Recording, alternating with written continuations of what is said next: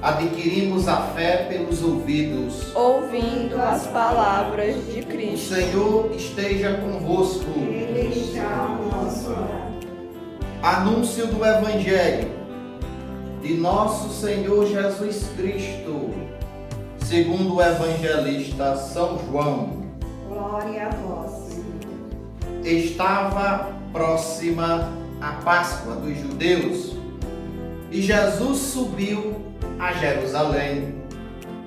No templo, encontrou os vendedores de bois, ovelhas e pombas e os cambistas que estavam aí sentados.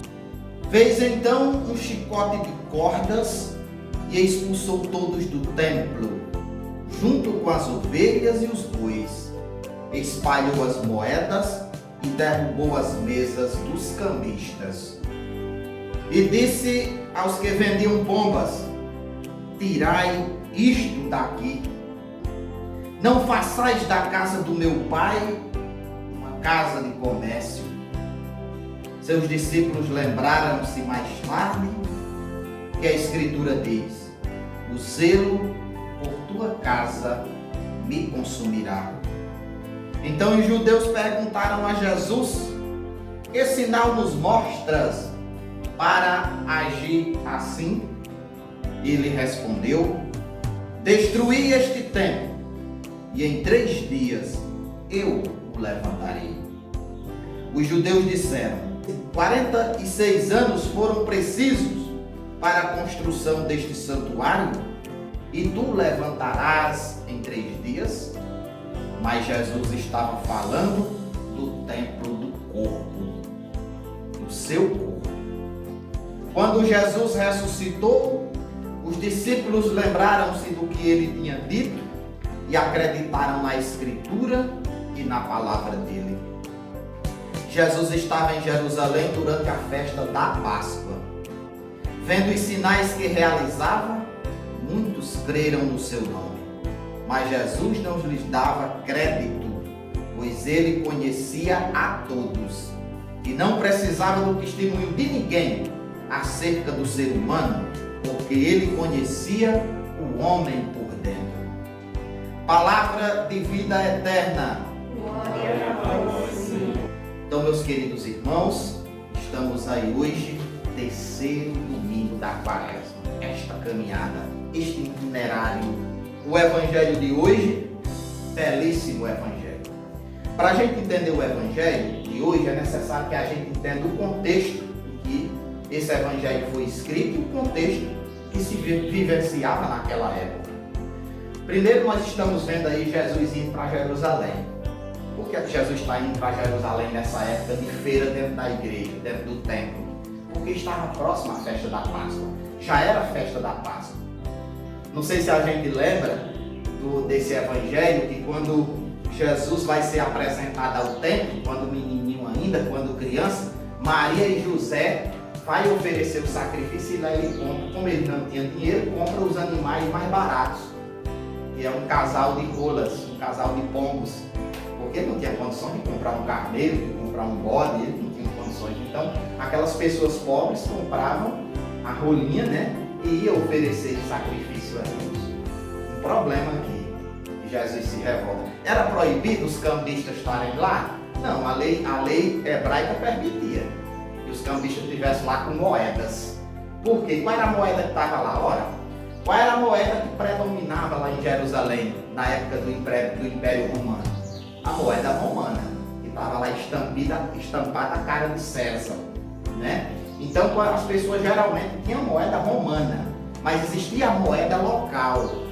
E o templo não aceitava a moeda romana porque eles acreditavam que isso seria um sacrilégio, oferecer ao templo a moeda romana. Então o que era que os cambistas faziam? Levavam um monte de moeda local para trocar por moeda romana. Então você chegava lá com a moeda romana, entregava a moeda romana, eles entregavam o valor da moeda local e você ia oferecer ao templo, porque os sacerdotes, os doutores da lei, não aceitavam a moeda romana porque diziam que era uma profanação do templo. Teria que ser a moeda local. Então, por isso que era permitido. Por que é que se colocava rolinhas e aves para se vender? Porque era mais barato. povo simples que não tinha condição de comprar. Ah, mas tinha carneiro também? Tinha boi? Tinha. Mas quem era um grande proprietário não podia levar seu boi da propriedade, não, o templo não aceitava. Tinha que comprar lá. Se você, digamos que você tinha uma junta de boi e um boi seu valesse, vamos dizer, R$1.000, lá no templo era 3. E eles não aceitavam você levar o seu, tinha que comprar o de lá. Então isso é aproveitar da boa vontade e aproveitar do momento. Ora, quem ia para o templo, por fé e piedade, tinha que oferecer alguma coisa. Então se chegava no templo, ele tinha a obrigação de comprar o animal para oferecer sacrifício. José e Maria, quando foram ao templo com Jesus novinho ainda, não tinham condições de compraram 2 par de pombos. Porque eles não tinham condição de comprar um boi, um carneiro. Mas o que era que os sumos sacerdotes e os doutores da lei faziam? Comercializavam, aproveitavam para vender a um preço alto. Os cambistas aproveitavam também, era como se a gente fosse trocar real por dólar. E para você comprar $1, então você tem que dar R$5 por um. Era assim que eles faziam. Porque lá no templo você não podia oferecer a moeda romana, por quê? Porque os romanos eram, para o povo judeu, pagão, exploradores, adoravam outros deuses. O imperador era tido como um deus, você tinha que venerar o imperador como Deus. E aquilo era uma profanação. Por quê? Para se cumprir o que diz a leitura aqui. Amarás somente o Senhor teu Deus e só a Ele servirás, como diz Moisés, como Deus colocou a Moisés aqui na primeira leitura. Então por isso que eles iam trocar. E Jesus aqui no Evangelho começa a se sentir mal. Estão fazendo da casa de Deus um comércio. O que esses cambistas estão fazendo aqui? Vendendo o dinheiro a mais do que devem vender. E esse lucro vai para onde? Para o templo. Quem representava o templo? Os sumos sacerdotes e os doutores da lei, os fariseus e os escribas. E Jesus ele sente raiva, sente cólera. Pega um chicote, sai chutando mesa. Se ele pegou um chicote é porque o nego levou chicotada nas costas para sair dali. Foi Jesus se enraivou no momento, por quê? No momento exato. Não façam da casa do meu pai esse covil de ladrões. Covil de ladrões. Outras Bíblias, quando a gente vai ler, tem um título lá. Purificação do templo. Aí tem outras que trazem assim, Jesus expulsa os vendilhões do templo. Por que purificação do templo? Porque a casa de Deus é casa de oração. E aí o sumo sacerdote disse, meu amigo, com que autoridade você está fazendo isso? Aqui é permitido pela lei vender, porque o povo precisa fazer seus sacrifícios. Aí Jesus chega para ele, diz tu esse templo? Em 3 dias eu construo de novo. Só que eles estavam achando que Jesus estava falando do templo para ele. Jesus estava falando do seu corpo, do templo corpo. Em síntese, ele quer dizer o que? Olha, foi em 3 dias que morreu, crucificaram na sexta, passou o sábado, terceiro dia no domingo, ele ressuscita. Mataram o corpo de Jesus, mas não puderam matar a sua força divina. Ele ressuscitou verdadeiramente. Destruam esse templo e eu o reerguerei em 3 dias. Só que eles achavam que Jesus estava falando do templo. Por que eu penso em templo parede? Por que eles pensavam isso? Porque o pensamento da cúpula religiosa daquele tempo e de nós hoje religiosos estamos voltados para tudo aquilo que é terreno, tudo aquilo que é mundano e nos esquecemos daquilo que é espiritual. Entre nós que temos um certo conhecimento da palavra de Deus e uma pessoa que não tem conhecimento da palavra de Deus, é mais fácil ela ir para o céu do que um pastor, do que um padre.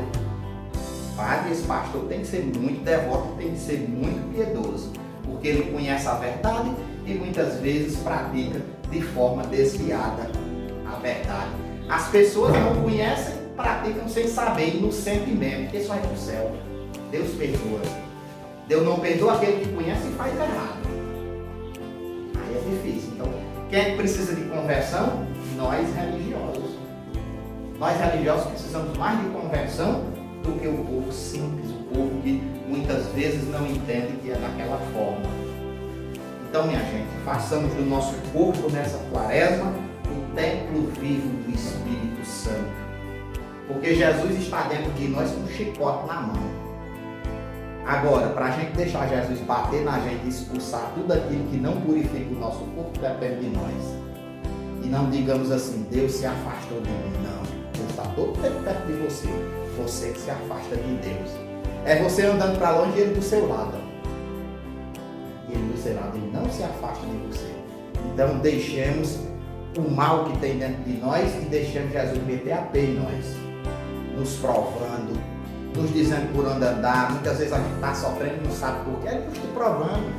Se levanta, se ergue. É tempo de converter-se, é tempo de arrepender-se e se colocar nas mãos do nosso Criador, do nosso Deus. Por quê? Como diz o Salmo 18, porque só Ele tem palavra de vida eterna.